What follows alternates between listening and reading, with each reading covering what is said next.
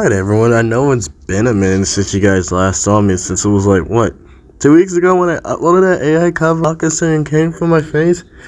Yeah, really has been a minute.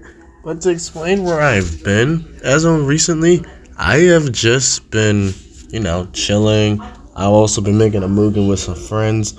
I highly recommend you guys check out Project Cross, because this is like a family project me and some friends are making. And if you don't know what Mugen is basically a fighting game engine at that, where you can basically make different characters fight each other. And it's fun. And plus, on top of that, I'll leave the links to my 2 stories if you want to just read those as well, because I'm trying to become a writer.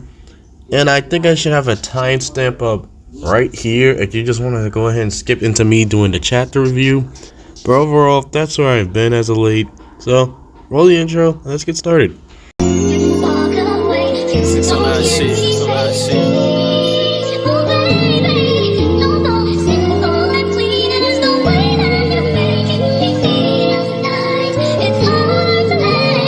First things first, we open up with this panel showing off the name and some of the characters, and I'm gonna say this right now, I'm already loving the art style as of now, and this might become one of my favorite new gens moving into 2024.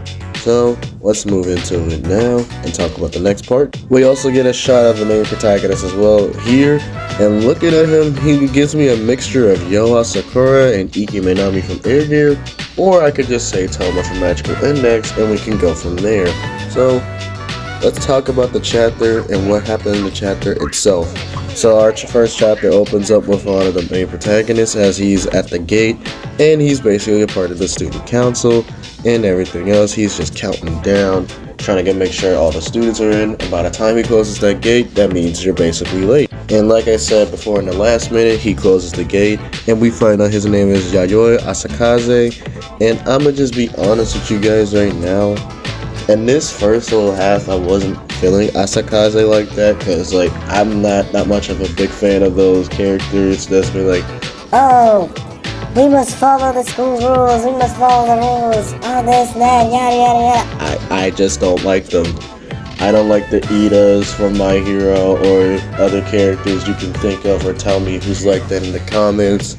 I just don't feel Asakaze, but if you guys like him, that's cool with me. So yeah, we have Asakaze talking about his justice and having a whole monologue until our main protagonist jumps over the gate and just throws Asakaze off, as like I said before, he's the type of character it's you must follow the school rules and do justice and everything else.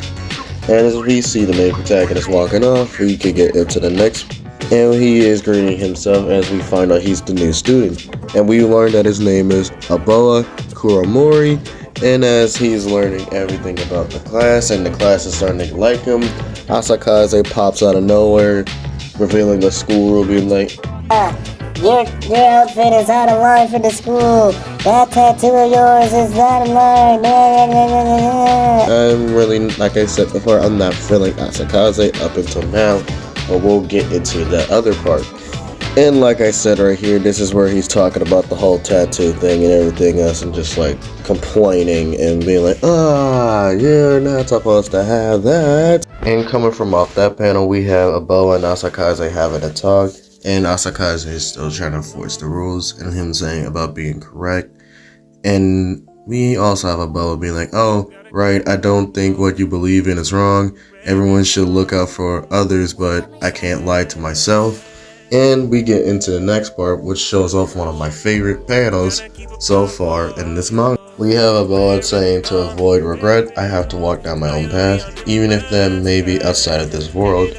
And as conflict ensues as we see a dark hole, and Asakaze and Aboa go to fight it.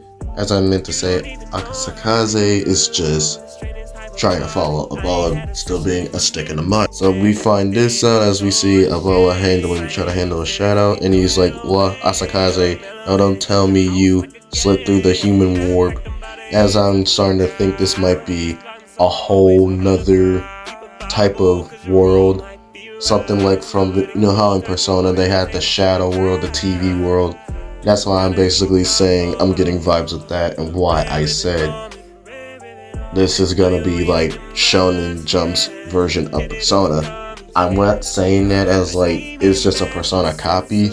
I'm just saying like it has some Persona JoJo inspirational habits, and I want to see what they can do with it. We see Asakaze trying to yell as we see this old lady pop up, and as we find out later, that's supposed to be Abella's grandma or caretaker. It's either one of those two, so we're gonna have to wait till like a later chapter to reveal and confirm if it's his grandma or not.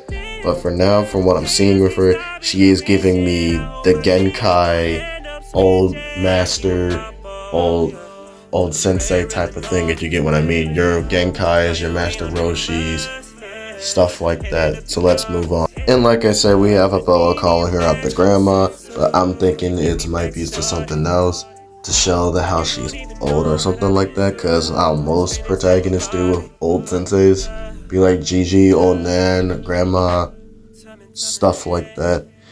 And as of now with the visuals, I'm loving it, because as you can see from what's going on, the fight is still going. And as we learn something from right here being like these are threads.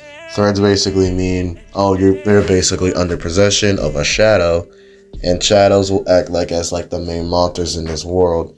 As we see Abella trying to fight. And in this panel, in the next shot, as the fight's going on, we see Asakaze being like, what am I seeing now is beyond justice, and what he's thinking is the justice I'm doing basically right or not.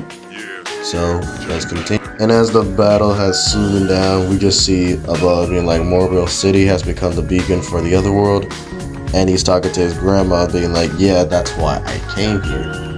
And so far, I'm liking Abella as a protagonist, and I'm waiting and ready to see more of him as we go more and more into this story. And as we see right here, Asakaze is chopping Abella.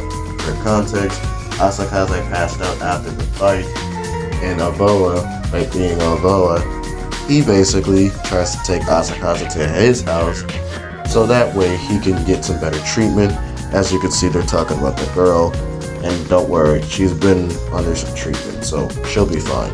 Let's move on. And also we get this little drop right here, and we learn about people can cast shadows over their hearts, basically acting as like some type of noise. If you played The World Ends With You, you know where I'm going with this.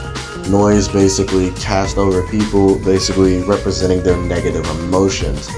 So I'm starting to think if people cast a shadow over their heart, that means there must be some type of negative emotion, or they're feeling some type of way, depression, something like that. And as we see Asakaze thinking to himself that these things exist, but it has nothing to do with me. I can't do anything, but that was still something that happened at school as a member of the public morals community. And now we get into him talking about his grandfather.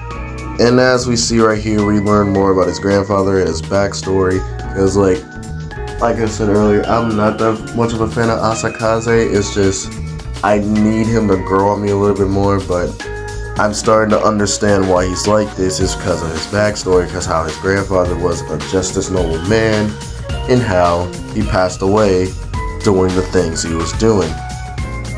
And now we see Asakaze, and as he coming across somebody from their school, as he finds out that a shadow has taken over this girl's friend, and he decides to go check it out. And I find it kind of noble and bold of him to do this, even though he doesn't have the power or said ability on these said shadows, but I'll give him his props right here. He goes in and fights Fuyuno Sensei, and as they're just like getting attacked by the shadow, and I'm assuming the shadow knows who he is. And so far, as like I said, I wasn't fooling Asakaze. I will admit this has to be my favorite moment for him, being like, you're always working hard for the same justice too, aren't you, Asakaze? Well, this isn't my justice, we're the same, I'm not anyone special. I'm not doing this for justice, I don't believe in justice.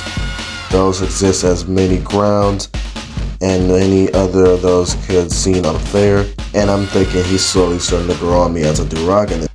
And as we see him on his breaking point being like, I want to protect those from unfairness and those who are in injustice. And at the last minute, our boy Boa shows up as he goes, don't you just say this has nothing to do with you, yet you're here trying to help all on your own. And as we could cut more into, we see him activating his power. And I will say this right here, this is my favorite part in the first chapter because we're getting to see the visuals pop off. And basically learning that this right here was basically an unmasking jutsu. And as we learn with these abilities, it only says a Kasane, and the first shadow in the first chapter has been eliminated. As we cut back to the school day, we see these two trying to form a club. Basically, who's ever interested in slaying the shadows. And chapter 1 concludes here. And that, everyone, was the first chapter of Shadow Eliminators. I'm going to try to do something new with this channel, and every time a chapter of Shadow Eliminators drops, I'll try to talk about it and review it, and we can go over it together, because I'm thinking about doing more of these types of vids. But besides Shadow Eliminators, I'm also thinking about doing this with other mangas as well. So, if you like this, go ahead and like the button and then subscribe if you want to. Till then, I'm out. Peace. Me and you ain't on the same shit. You ain't in my lane, bitch. Nah, throw that shit in fifth. Rollie on my wrist. Ay, baby, you a star. I'm my only wish. Now y'all look money hungry. That's good. Anybody tells you money's the root of all evil doesn't fucking have it. They say money can't buy happiness. Look at the fucking smile on my face. Ear to ear, baby. It's a new day. I've been counting out the